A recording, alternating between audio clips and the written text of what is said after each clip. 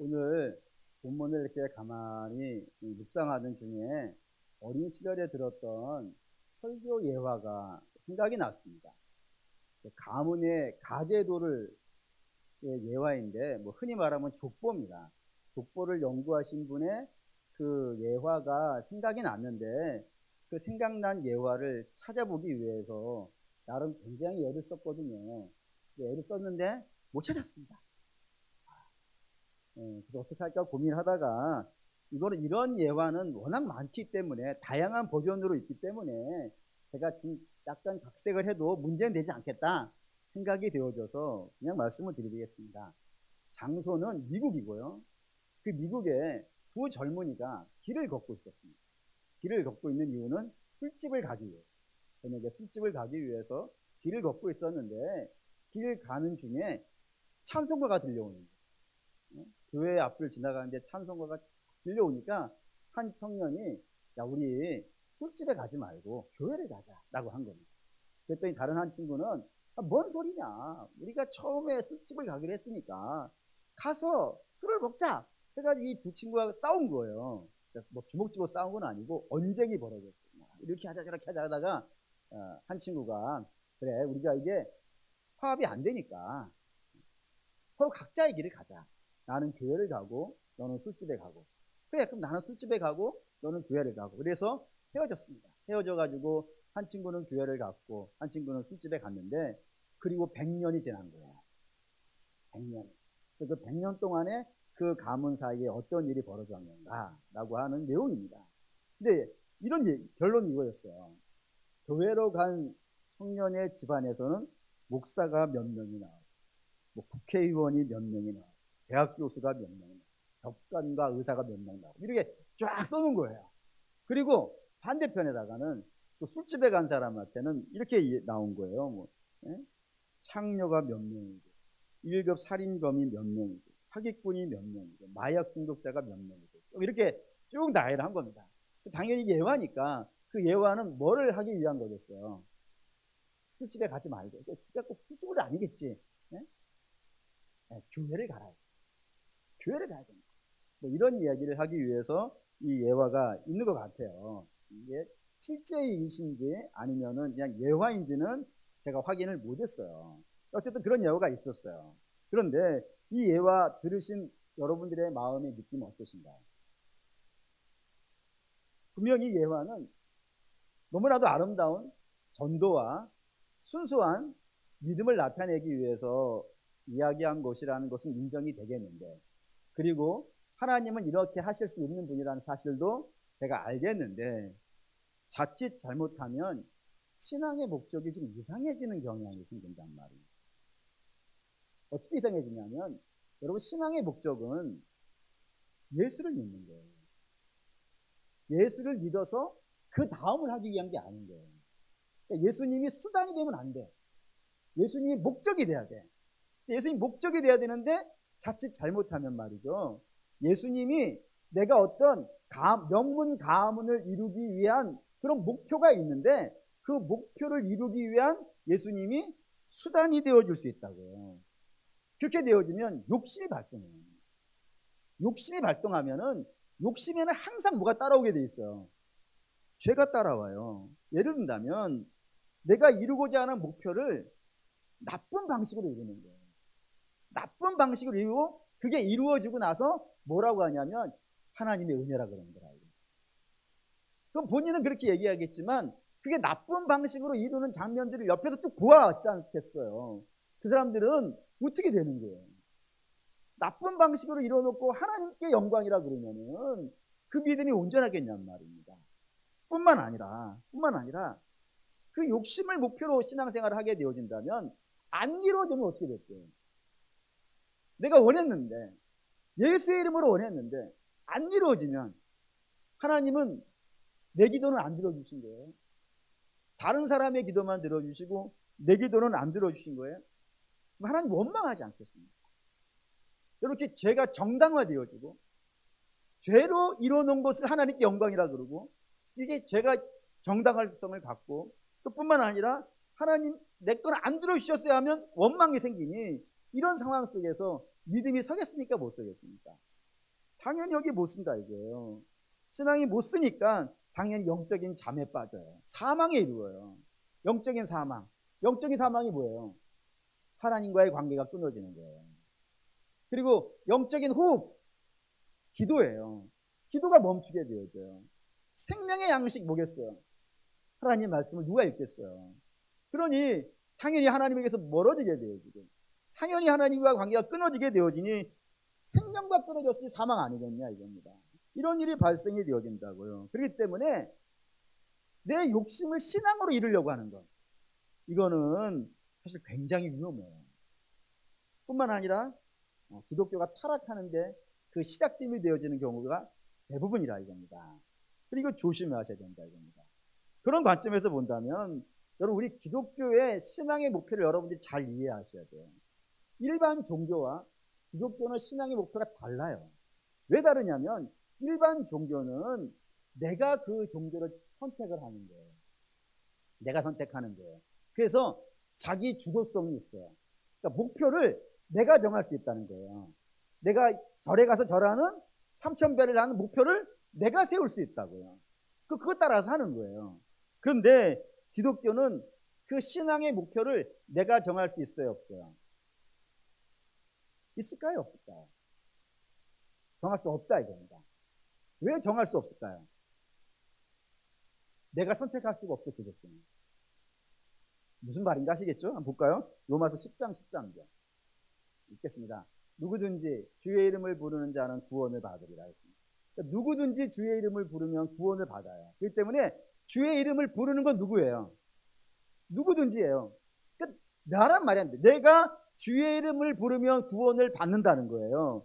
이렇게 놓고 보면 신앙의 주도성이 누구한테 있는 것 같아요? 나한테 있는 것 같아요. 근데 14절과 15절을 그래서 봐야 되는 겁니다. 14절 15절 읽겠습니다. 그런즉 그들이 믿지 아니하는 일을 어찌 부르리요?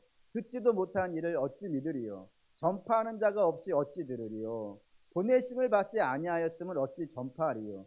기록된 바 아름답도다. 좋은 소식을 전하는 자들의 발이여 함과 같으니라. 그러니까 우리가 주를 부르면 구원을 받는데 당신이 어떻게 주를 부르냐 이거예요. 믿지를 않는데, 하나님을 모르는데, 내가 영적인 사망에 있으니까 하나님을 모르는데 어떻게 내가 하나님을 부르냐 이거예요.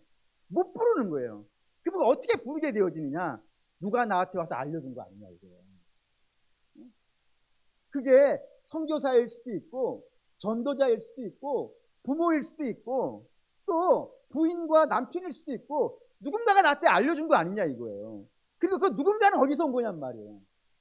그가 오고 싶어서 왔겠냐 이거예요. 어떻게 왔다고요? 하나님이 보내셨다고요. 그러니 하나님이 보내주시지 않으면은 나는 부를 수가 없는 거야 아예. 하나님이 나를 보내주셨기 때문에, 누군가를 내게 보내주셨기 때문에 내가 믿게 되어졌단 말입니다. 그러니 신앙의 주도성이 누구에게 있는 거예요? 하나님께 있는 거예요. 그러니까 하나님이 아니면 신앙이 시작이 되질 않아. 하나님이 보내주셔서 신앙이 시작이 되어졌다 이겁니다. 그러니까 시작을 하나님이 하셨으니 그 목표를 누가 세우는 거예요? 내가 세울 수가 없지. 시작하신 분이 내게 목표를 주신 거 아니겠어요? 그러니까 신앙의 목표도 당연히 하나님께 있다 이겁니다. 그러면 저와 여러분, 이 신앙인이라면 진지한 질문을 하셔야 되는 거예요. 진지한 질문. 그 질문이 뭐냐면, 하나님은 왜 나를 불러 예수를 믿게 하셨는가 이거예요. 아니 시작을 하나님이 하셨다면서요. 하나님이 나를 지명하여, 미리 지명하여 부르셨다고 했으니까 주께서 지명하여 부르신 이유가 있을 거 아니겠어요? 목표가. 하다못해 우리가 무슨 일을 이 땅에서 할 때도 목표가 있잖아요. 이유가 있고, 하나님이 부르셔서 구원하신 그 목표가 하나님께 있는 건데 하나님이 가지고 목표가 무엇인가라고 물으셔야 된다 이겁니다. 그러면 하나님이 세우신 목표가 성공이겠냐 이거예요. 성공시키기 위해서, 돈 많이 벌게 하기 위해서, 좋은 대학 보내기 위해서, 명문 가문 만드시기 위해서 구원하셨겠냐고요. 만약에 그렇다면은 사실 굉장히 문제가 많아져요. 뭐 당연하죠. 저만 해도 부자가 아니거든요. 저만 이 정도 성공하는 건가요? 이건 유명해진 건가? 간혹 헷갈려요. 여러분들은 어떠세요? 여러분의 자녀는 말을 겁나게 잘 듣습니까? 네? 이 성공이라는 관점에서 본다 그러면은 저와 여러분들은 사실 굉장히 곤란해요. 그게 아닌 것 같고, 또 뿐만 아니라 천국일까요? 하나님이 우리를 구원하신 이유가 천국일까요? 천국 들어가게 하기 위해서? 물론 천국 중요해요. 그런데 천국이라 그런다 그러면 굉장히 좀 곤란한 상황이 생겨요. 곤란한 상황 이렇게 한번 얘기해 볼게요. 여러분이 자녀가 있고 그 자녀에게 물어보는 겁니다. 얘야, 너는 인생의 목표가 무엇이냐? 라고 물어봤어요. 그래서 자녀가 집에 가는 거예요. 이상하지 않습니까? 저만 이상한 건가요? 예를 들어서 병원에 오래 입원했다든가 또는 뭐 감옥에 들어가 있다든가 그러면 소원이 집에 가는 것일 수 있어요. 근데 일반적인데 오늘 집에 가서 보세요. 집에 가기 전에 물어봐야겠구나. 집에 가기 전에 네 소원이 무엇이냐? 네가 평생 이루고 싶은 소원이 무엇이냐? 했더니 집에 가는 거예요. 여러분 이상하잖아요. 근데 이상한 걸 해줍시다. 저를 봐서라도. 뭐가 소원이 되겠어요? 훌륭한 사람이 되고 이 정도 돼야 되지 아니하겠습니까?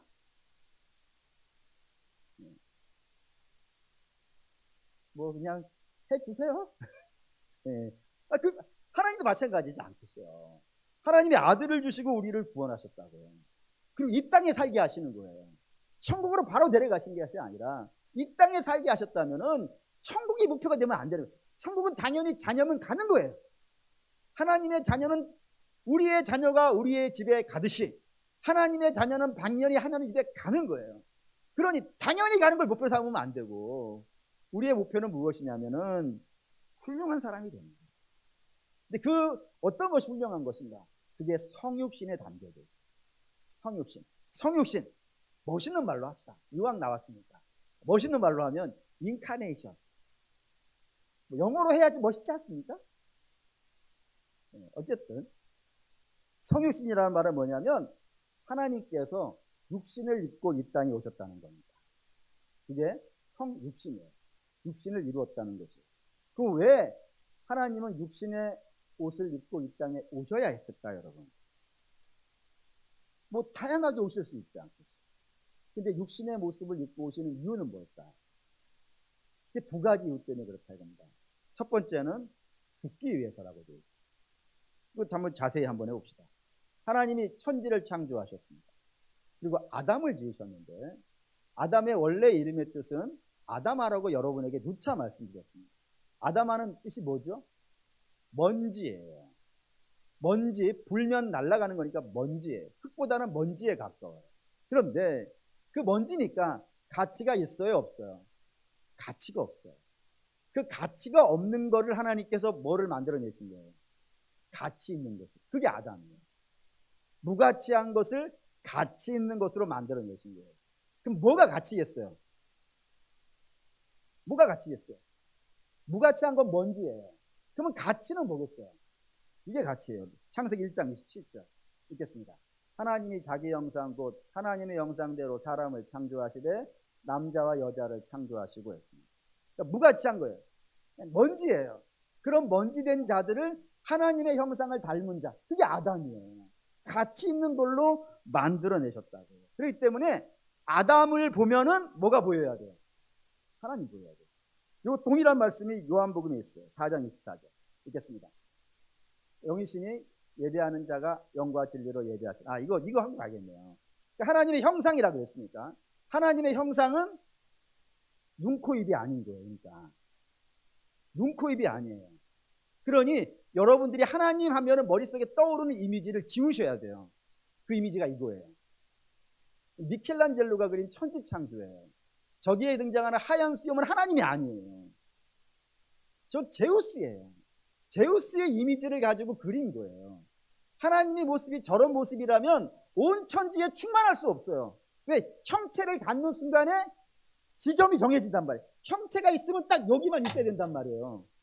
하나님은 영이시기 때문에 온 천지에 충만하신 거예요. 그러니까 눈, 코, 입을 그리시면 안 돼. 그럼 하나님 형상 좀 자세히 보시죠. 요한복음 4장 24절.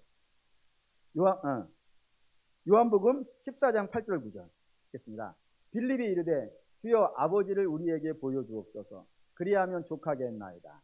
예수께서 이르시되 빌립아 내가 이렇게 오래 너희와 함께 있으되 내가 너를 알지 못하느냐. 나를 본 자는 아버지를 보았거늘 어찌하여 아버지를 보이라 하느냐라고요. 그러니까 하나님의 형상이 그대로 남아있는 분이라는 거예요. 예수님. 그러니까 누가 봐도 예수님을 보면은 누가 이해가 된다고요. 그러니까 예수님의 모습이 그대로 성부 하나님의 모습이에요. 그분의 인격과 그분의 삶과 그분의 성품과 그분의 뜻과 그분의 의지, 그분의 지성, 모든 것이 다 하나님과 동일하기 때문에 예수님을 봐도 누구를 안다. 예, 하나님을 안다라는 거예요. 그거와 마찬가지라면 아담을 보면 누가 보여야 되는 거예요. 그러면 아담의 모습 중에 어떤 모습이 하나님의 모습이냐 한번 보고 가야 돼요. 이거는 창세기 2장 19절 읽겠습니다. 여호와 하나님이 흙으로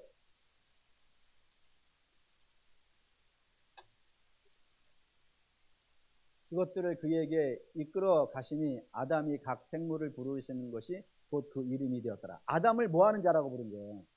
이름 지어주는 자라고요.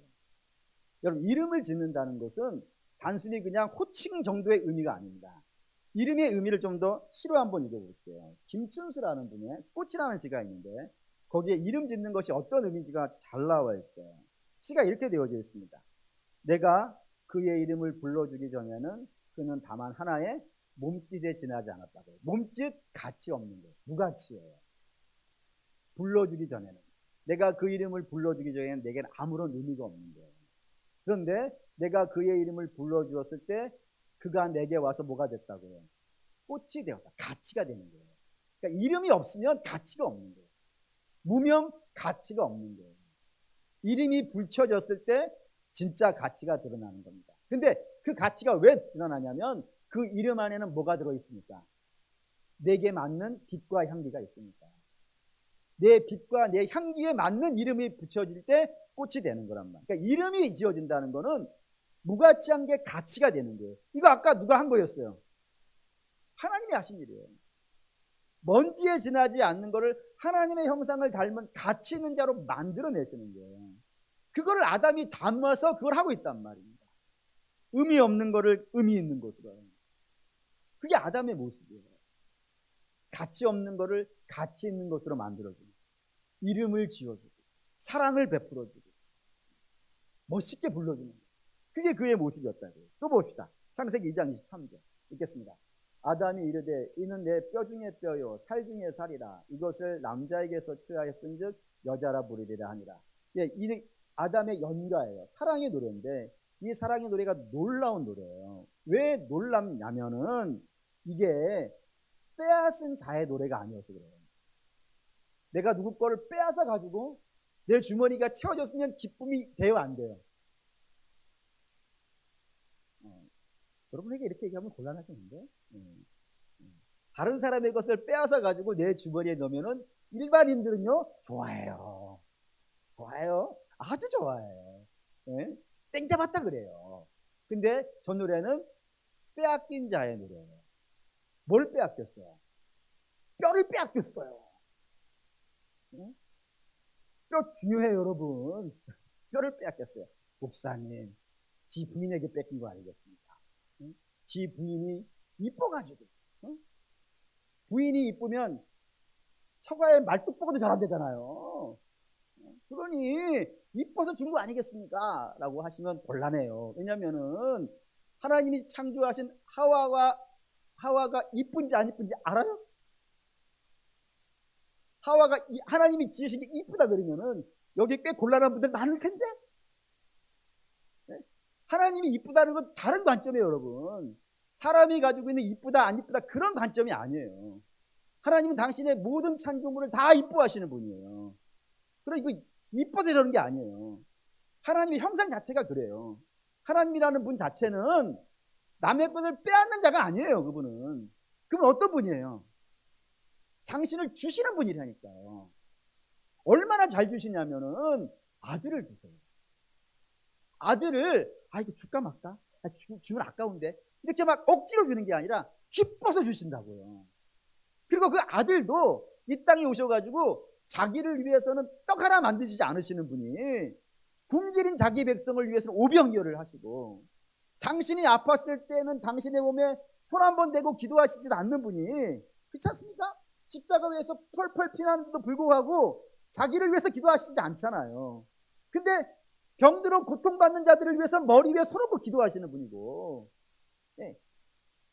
남을 살리기 위해서 자기를 내어주시는 분이라고요. 하나님이라는 분 자체가 그래요. 주는 거를 아까워하지 아니하고 주는 거를 기뻐한다고요. 그리고 그렇게 줘서 살아나는 자들을 보면서 즐거워하시고요. 그 모습을 누가 닮아 있는 거예요? 지금 아담이 닮아 있다고요. 뿐이 아니라 창세기 2장 25절도 볼게요. 있습니다. 아담과 그의 아내 두 사람이 벌거벗었으나 부끄러워하지 않았다고. 벌거벗었으나 부끄러워하지 않는 자는 누가 그러는 거예요? 죄 없는 자가 그러는 거예요. 수치가 없는 자가 그러는 거예요. 그러니까 아담과 하와는 저 당시만 해도 죄가 없어요. 죄가 없기 때문에 늘 하나님과 교제할 수 있고 하나님의 음성을 들을 수 있고 하나님 만날 수 있는 자였다고요. 하나 더 봅시다. 2장 24절 읽겠습니다. 이러므로 남자가 부모를 떠나 그의 아내와 합하여 둘이 한 몸을 이룰지니라라고요. 그러니까 둘이 한 몸이 되는 거예요. 근데 여러분, 이게 주님의 특성인 줄 아십니까? 하나님이라는 분이 그래요. 하나님은 성부, 성자, 성령 삼위로 계시는 분이 어떤 모습으로 나타나요? 일체예요. 한 분으로 나타난다. 하나님 그렇다니까요. 그래서 하나님이 계시는 곳에는 항상 어떤 일이 벌어지냐면 일치가 나타나요. 일치가. 분열이 아니고, 성 프란체스가 부른 노래 있지 않습니까? 분열이 있는 곳에 화합을. 누가 그러시는 분이냐면 하나님이 그러신 분이라고요. 죄로 말미암아 하나님과 사람이 나누어졌었는데 예수 그리스도가 말미암아서 하나님과 죄인이 어떻게 되는 거예요? 하나가 돼요. 하나님이 계시는 곳은 항상 하나가 된다니까요. 교회도 그렇죠. 예수 그리스도와 백성들이 하나가 돼요. 항상 주님이 있는 곳에는 하나가 이루어져요. 부부니까 한 몸이 되는 게 아니에요, 여러분. 아시다시피 주변에 부부임에도 불구하고 원수로 사는 사람들이 얼마나 많아요. 그러니까 부부니까 하나가 되는 게 아니라 하나님이 가운데 끼어야 하나가 돼요, 항상.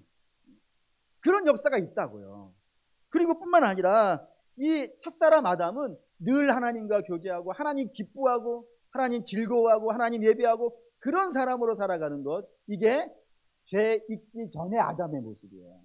멋있어요? 안 멋있어요? 멋있죠. 아담의 모습 멋있어요. 왜? 무가치한 자가 가치는 하나님의 형상을 입었기 때문에, 그 형상이 있기 때문에 멋있어요. 근데 죄가 들어와서 이 멋이 깨지는 거예요. 어떻게 깨지느냐? 벗었으나 부끄러워하지 않는 사람이 벗은 게 부끄러워요. 심지어는 그가 나뭇잎으로 적당히 가렸는데도 부끄러워요. 하나님 앞에 나오지 못할 정도로 부끄러워요. 지금도 그러죠. 지금도 얼마나 많이 가졌어요. 얼마나 많이 가졌는데도 불구하고 다른 사람 앞에 서면 늘 내가 부끄러워요. 더 가져야 될 것 같고. 네, 죄 많은 자의 특징이에요. 벗었으나 부끄러워하지 않는 인생이 입었음에도 부끄러운 자가 되는 거예요. 그게 죄인들의 특징이에요. 뿐만 아니라 하나님과 교제 안 돼요. 왜? 하나님이 누군지도 모르는데. 하나님이 누군지도 모르는데 어떻게 그 하나님과 교제하겠으며 예배가 되겠어요?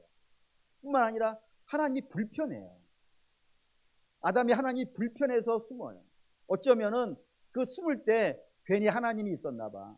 하나님 없었으면 참 좋았을 텐데, 내가 이렇게 부끄러워하지도 않고 숨지도 않았을 텐데, 하나님 없었으면 참 좋겠다, 이렇게 생각했을지도 몰라요. 또 뿐이 아니라 하나님 때문에 내가 피해를 봤다고 생각해요. 사실은 하와는 자기가 죄진 거를 뱀 탓을 하고, 그리고 아담은 누구 탓을 해요? 하와 탓을 해요. 근데 사실은 누구 탓이 아니잖아요. 자기가 누카협이라고 그러는데, 누카협 들어보셨어요? 누가 칼로 협박했어? 누가 선악과 따먹으라고 목에다 칼 대고 협박했어? 자기가 따먹은 거 아니에요. 근데 항상 누구 탓을 해요. 누구 탓을. 심지어는 이제는 선악과를 왜 두셨냐고 탓을 해요. 그 죄인들의 특징이에요. 항상 누구 탓을 해요. 누구 때문에 그래, 누구 때문에 그래, 누구 때문에 그래. 자기는 돌아보지 않는다고요. 그런 모습이 된다 이겁니다. 뭐 자연도 그래요. 로마서 8장 22절 읽겠습니다. 피조물이 다 이제까지 함께 탄식하며 함께 고통을 겪고 있는 것을 우리가 아느니라고요. 세상 온 천지가 다 타락하는 거예요. 그래서 자연도 타락하고 하나님 형상이 다 무너지는 거예요. 뭐로 인하여서? 죄로 인하여서 하나님의 그 아름다운 형상이 다 무너지는 겁니다. 그 다 무너진 모습의 결정판들이 어디에 등장하냐면 로마서 1장에 등장하는데, 우리 많이 읽었으니까 오늘 읽지 맙시다. 그 내용 요약하면 4가지예요. 첫째, 우상 숭배가 나타나고, 두 번째, 성적으로 타락하고, 세 번째, 윤리적으로 타락하고, 네 번째, 가치관이 무너진다고요. 그게 죄인들의 모습이라 이겁니다. 당연히 여기에 멋이 없어요. 멋있는 자들이 죄로 말미암아 그 멋을 잃어버렸다고요. 그리고 잃어버린 멋 속에서 저들은 고통하고 신음하고 괴로워한다 이겁니다. 그래서 이 고통받고 신음하기 때문에 여기에서 벗어나려고 몸부림치는 거예요. 인생은 여기에서 벗어나려고 몸부림을 쳐요. 근데 몸부림치더라도 벗어날 수 있더라 없더라? 없더라 이겁니다. 로마서 3장 23절 읽읍시다. 모든 사람이 죄를 범하였으며 하나님의 영광에 이르지 못하더니, 저기 이르지 못하는 말이 굉장히 중요해요. 이르지 못하는 것은 시도는 하는 거예요. 시도는. 하나님 나라에, 하나님의 영광에, 뭐 세상 사람들이 말한다면은 행복한 삶에, 만족스러운 삶에 뭐 해보려고, 그 죄의 고통에서 벗어나려고 몸부림을 쳐봤다 이거예요. 몸부림을 쳐보지만, 시도는 해보지만, 그래서 출발도 몇 발자국은 해보지만 시간이 지나고 나면요, 원래 그 자리로 돌아왔다라는 거예요.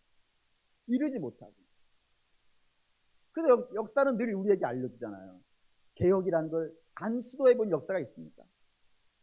잘 되겠다고 나서본 사람이 없습니까? 수많은 사람들이 개혁해보겠다고 하고 뭐 바꿔보겠다고 하고 뭐 멋있게 해보겠다고 수도 얘기하지만 시간이 지나고 나면은 더 나빠져 있어요. 더 나빠져 있고 더 곤란해져 있다고요. 하나님 영광에 이르지 못하더라 이겁니다. 왜냐하면 죄가 놓아주지 않아서 그래요. 죄가 놓아주지 않아요.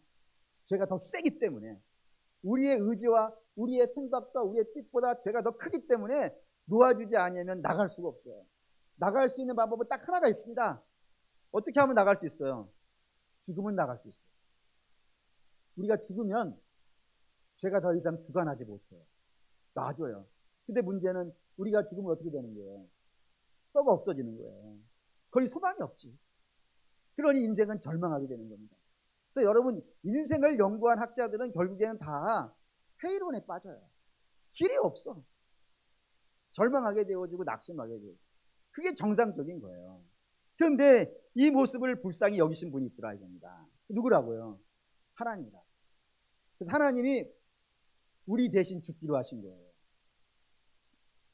하나님이 우리 대신 죽기로 한 거예요. 왜요? 하나님은 죽었다가 뭐 할 수 있습니까? 다시 살아날 수 있습니까?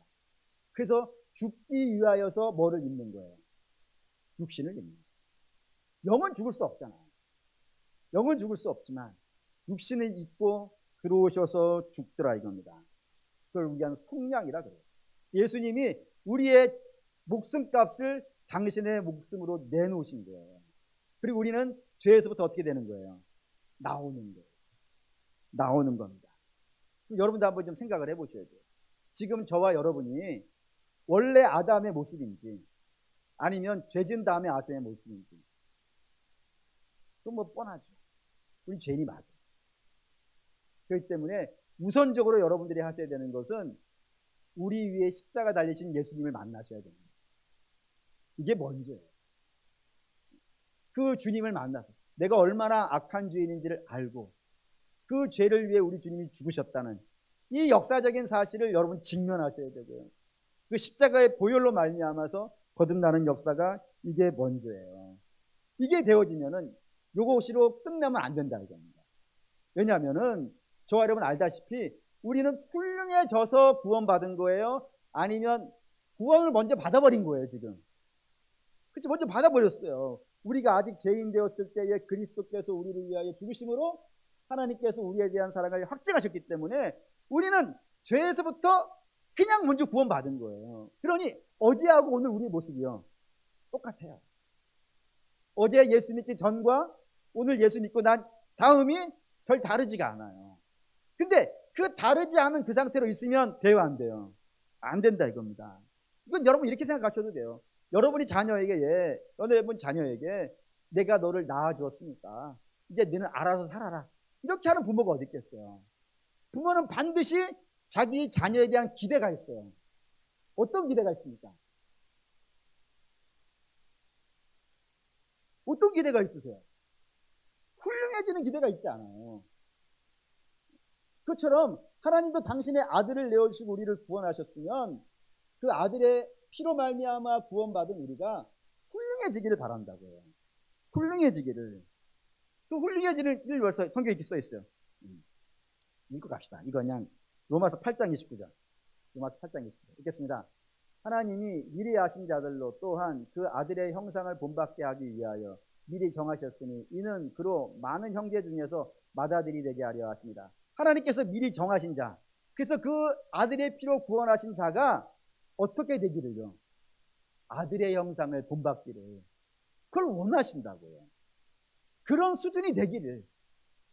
그러니까 하나님의 목표에 이게, 그러니까 우리가 신앙의 목표가 뭐 건강해지는 것, 뭐 부자 되는 것, 사업 잘 되는 것, 자녀 좋은 대학 가는 것, 여러분 그걸 가질 수 있어요. 그런데 그건 하나님의 목표가 아닌 거예요. 하나님이 우리에게 가지고 있는 목표는 뭐라고요? 저와 여러분들이 하나님의 형상을 이제 닮는 거예요. 이게 옛날에는 안 돼. 죄 아래에 있을 때는 안 돼요. 왜?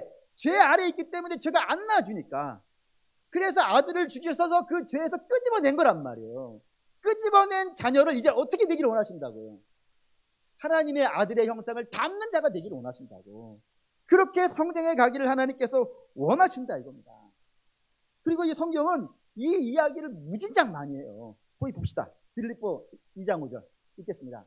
너희 안에, 이 말씀을 왜 나왔는지 이해하셔야 돼요. 그냥 단지 예수에만 본받아라 이런 개념이 아니고 그 앞에 있는 이야기 때문에 그래요. 그 앞에 어떤 이야기가 있냐면 빌립보 교회가 두 패로 나누어져 싸우고 있는 중이에요. 하나는 친바울파, 하나는 반바울파. 이들이 싸우는데 왜 싸우겠어요, 여러분? 교회에서 싸운다고 하면 왜 싸우는 거예요, 여러분? 대개의 경우 주도권을 갖기 위해서.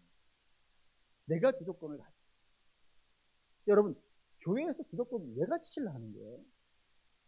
뭐 교회에서 주도권 생기면 명함에 뭐 쓸 수 있습니까? 아니, 세상에서 누가 알아주나요? 교회에서 이분은 교회에서 알아주는 분입니다. 뭐 목사도 안 알아주는데 뭐 교회에서 뭐 주도권 가져봐야 뭐 하겠어요? 근데 사람들은 그런 거 갖고 싸워. 내가 여기 짱 먹어야 돼. 뭐 교회 일장이 있는가? 뭐 그런 거 싸운단 말이에요. 그게 빌립보 교회에서 싸우고 있었어요. 그러던 중에 바울의 제자들이 바울에게 와가지고, 선생님, 우리 집 빌립보 교회에 그 나쁜 놈들이 있어요. 선생님 없다고 막 지들이 여기 짱 먹으려고 그래요. 어떻게 좀 한 칼에 날려버릴 수 있는 뭐 묘수가 없을까요? 하고 물어본 거예요. 그때 이 얘기를 한 거예요. 너희는 그렇게 높아지려는 마음 갖지 말라. 너희는 그리스도 예수의 마음을 가져야 돼. 그분은 어떤 분이냐면 본래 하나님의 본체시나 하나님과 동등됨을 여기질 받지 아니하시고 오히려 종의 형체를 가지고 이 땅에 오셔서 죽기까지 순종하신 분이야. 너희 그 마음 가져야지. 왜 교회에서 높아지려는 마음 가지려는 거야? 교회에서 낮아지는 마음 가져야 될 것이고, 충성하는 마음 가지셔야 될 것이고, 하나님의 뜻을 이루려는 마음 가져야지. 그렇지 않고 쓸데없는 마음 가지니까 너희 분쟁이 있는 거 아니야. 그러니 너희는 그리스도의 마음을 가져. 그러면 하나님께서 뜻하시는 바가 있으면 그리스도를 무덤에서 일으켜 주신 것처럼 너희도 일으켜 주실 거야 라는 거예요. 그러니까 교회의 문제를 뭘로 해결하라는 거예요 지금? 그리스도의 그리스도. 그러니까 성도는 매사의 모든 문제를 갖고 뭘로 이해하냐면은 그리스도로 이해하는 거예요. 그리스도는 어떻게 하실까? 그리스도라면 이 문제를 어떻게 담당하실까? 세상 사람들은 그렇게 안 해요, 여러분. 세상 사람들은 다 뭐가 문제 해결의 방법이냐면 이기는 거예요. 내 이익이에요. 그런 어떻게 하면 이길까? 이걸 연구한다면 예수 믿는 사람은 예수님이라면 어떻게 하실까? 이럴 때니까요. 좀 더 가봅시다. 마태복음 16장 24절 읽겠습니다. 이에 예수께서 제자들에게 이르시되 누구든지 나를 따라오려거든 자기를 부인하고 자기 십자가를 지고 나를 따를 것입니다. 이 말씀 왜 하셨을까요, 여러분? 그것도 앞에 있어요. 이 마태복음 16장은 아주 중요한 장이에요. 뭐로 유명한 장이냐면 여기에 위대한 고백이 하나가 있습니다. 베드로의 고백이에요. 그 고백이 뭐죠? 주는 그리스도시요 살아계신 하나님의 아들입니다. 이 고백이 주님을 너무 기쁘게 했어요. 그래서 베드로를 주께서 축복해 주시는데 뭐라 하시냐면 바요나 시몬아, 야, 너 복 있다. 이거는 네 지적 수준과 네 믿음으로는 알 수 없는 거야. 이걸 안 거는 하나님이 너에게 알려주신 거야. 그러니 얼마나 복되냐. 그러니 이제부터 내가 두 가지를 약속한다. 하나는 너의 위에 교회를 세우겠다. 그리고 그 교회는 음부의 권세가 이기지 못할 거다. 그게 첫 번째고, 두 번째는요, 천국의 열쇠를 너에게 주겠다 라고 얘기하신 거예요. 어마어마한 복을 받은 거예요. 그러자 베드로가 마음이 너무 고양되었어. 이 칭찬을 받으면 마음이 교만해지는 게 이게 참 이게 아주 그래요. 그리고 주께서 너희가 이제 교회가 되었었으니까 내가 너에게 비밀을 알려줄게. 내가 온 이유야. 내가 여기에 온 건 뭐 때문에 왔냐면 죽이러 왔어. 예루살렘에 올라가서 저 악한 자들의 손에 내가 팔릴 것이고 내가 죽일 거야. 하나님의 뜻을 이루기 위해서 죽일 거야 라고 이렇게 얘기한 거예요. 그러자 베드로와 제자들이 난리가 난 거지. 왜 죽이냐고. 많은 사람들이 우리 따라다니고 있고 힘 있는데 왜 죽이냐고 뭐 이렇게 얘기하고 있을 때 주께서 이 말씀을 하신 거라 이겁니다.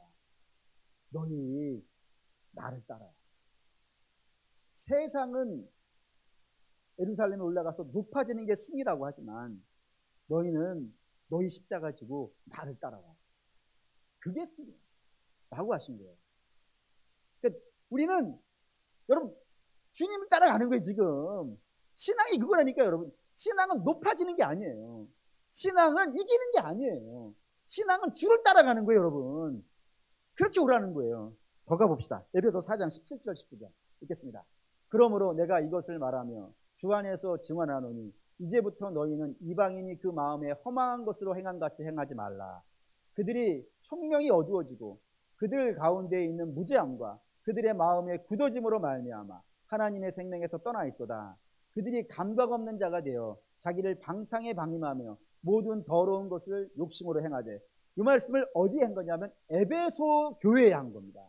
에베소 교회는 여러분들이 주목하셔야 되는 거예요. 왜냐하면 사도 바울이 교회를 개척을 하는데 대부분의 교회는 개척하고 떠나고 개척하고 떠나고 이런 식이었어요.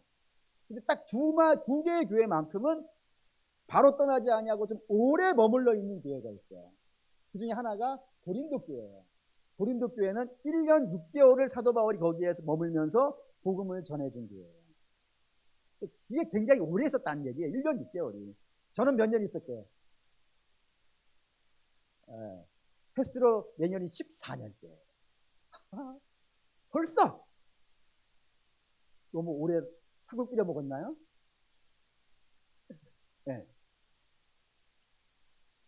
뭔 얘기하다지? 에베소 교회는 사도 바울이 3년 있었어요. 제일 오래 있었어요. 그래서 이 에베소 교회가 앞으로 장작 교회가 되었어요. 사도 바울이 예루살렘에 올라가서 잡히기 직전에 마지막으로 들려서 부탁한 교회가 에베소 교회예요. 에베소 교회 장로들 다 불러가지고 뭐라 그러냐면 이제 내가 떠나고 나면 여기에 악한 늑대가 올 거야. 반드시 올 거야. 장로 너희들이 이 교회 지켜야 돼. 악한 적들로부터 지켜야 돼. 이 권면을 하고 떠나갔던 교회가 에베소 교회예요. 너무 대단한 교회예요. 그 교회에게 이렇게 얘기하는 겁니다. 세상 사람들, 십자가를 모르는 사람들은 저렇게 살아. 저렇게 사는 거 어쩔 수 없어. 왜? 저는 감각이 없어요. 감각이 없어. 그래서 자기 몸을 방탕하게, 방탕이라는 건 좀 뭐 부정적인 거긴 하지만 성경적인 이미지는 그런 거예요. 자기 마음대로 살아. 자기 마음대로 오는 게 자기 마음대로 오는 것이고, 뭐 자기가 기준이 되어 살아가는 것, 그건 세상 사람들이 사는 거야. 근데 십자가 만난 너희는 그러면 안 돼. 5장 1절. 그러므로 사랑받는 자녀같이 너희는 하나님을 본받는 자가 되고, 너희는 기준이 달라. 너희는 십자가를 통해서 나온 하나님의 사랑받는 자야. 그러면 너는 저 세상 밖에 있는 세상 사람들처럼, 성전 밖에 있는 사람들처럼 저렇게 세상을 목표로 살아가는 자가 되면 안 돼. 너희는 십자가를 통해서 나왔으면 너희는 누구를 본받아야 돼? 하나님을 본받는 자가 돼야 돼. 그리고 그 하나님의 모습이 뭐예요? 본받아야 될 하나님의 모습이요. 요한 1서 1장 1절 읽겠습니다. 태초부터 있는 생명의 말씀에 관하여는 우리가 들은 바요, 눈으로 본 바요, 자세히 보고 우리의 손으로 만진 바라. 저 생명의 말씀이 뭐예요, 여러분? 요한복음 1장 1절에 태초에 말씀이 계십니다. 그 말씀이에요. 그 말씀이 육체로 되어 우리 가운데 거하신 거예요. 우리 가운데 거하시니까 그 영광을 보니까요, 독생자의 영광이에요. 그 독생자의 영광을 너희는 눈으로 봤잖니, 손으로 만졌지 않냐라는 거예요. 이해되시나요? 그러니까 주께서 몸을 갖고 이 땅에 오신 것은 우리에게 구체적으로 하나님이 어떠한 모습인지를 보여주시려는 거예요. 보여주시려고. 첫째는 죽으시는 것이고, 죄를 위해 죽으시는 것이 첫째 목표고 가장 중요한 목표이며, 두 번째는 이제 죄에서부터 나온 사람들은 인생의 목표를 너희가 눈으로 보고 손으로 만진 예수 그리스도가 너희의 목표여야 된다 이거예요. 그렇게 살아야 된다고. 그렇게 살아야 돼. 그러기 위해서 로마서 8장 29절 다시 한번 읽죠. 하나님이 미리 아신 자들로 또한 그 아들의 형상을 본받게 하기 위하여 미리 정하셨으니 이는 그로 말미암아 형제 중에서 맏아들이 되게 하신다. 하나님이 예수 그리스도를 우리의 맏아들이 되게 하신대요. 맏아들이 되게 하신 게 무슨 뜻이에요, 여러분? 우리식으로 말하면 이런 거예요. 형보다 나은 아우가 없다. 이게 무슨 말이죠? 형이 못하다는 거예요? 아니에요. 형은 동생들의 본받음이 된다고요. 그러니까 형이 길을 잘 닦아두면은 뒤에 가는 사람들은요, 따라갈 수 있어요. 따라갈 수 있어요. 그런 모습이 되게 하려고. 그래서 우리의 본보기가 되게 하려고 우리 주께서 이 땅에 오셨다는 겁니다. 고로 사랑하는 믿음의 성도 여러분, 성육신의 의미예요. 죽으시는 것이고 우리가 본받는 거라고요. 그렇기 때문에 성도는 예수 그리스도를 본받으시려고 하셔야 돼요. 자꾸 매사의 모든 일. 그런 의미에서 굉장히 중요한 책이 두 권이 있는데, 하나는 영어로 In His Step, 그분의 발자국이에요. In His Step, 그분의 발자국을 따라서. 우리나라 말로는 이렇게 번역되어 있어요. 예수 그리스도라면 어떻게 하실까? 뭐 책에 논란이 없는 책은 아니지만 저 제목이 참 의미 깊어요. 성도라는 사람들은 그렇게 사는 거예요. 예수 그리스도라면 우리의 가정의 문제를 어떻게 해결하실까? 예수 그리스도라면은 우리 사업의 문제를 어떻게 해결하실까? 예수 그리스도라면 내 직분의 문제를 어떻게 해결하실까? 그걸 자꾸 예수 그리스도로 끌고 가는 거예요. 그리고 내가 그렇게 하고 있는가? 그래서 거기에서 회개가 나오는 거예요, 여러분. 근데 단지 그냥 잘못했습니다가 아니라고요. 우리는 기준이 예수님이에요. 그래서 예수님에다 자꾸 맞춰보는 겁니다. 이런 책도 있어요. 그리스도를 본받아. 그리스도를 본받아. 그러니까 성도라는 사람들은 이때까지 그렇게 살아오려고 몸부림쳐왔다 이겁니다. 그 사랑하는 믿음의 성도 여러분, 저와 여러분도 마땅히 그래야 될 거예요. 금메달을 따셨습니까? 아시안게임 끝났습니까?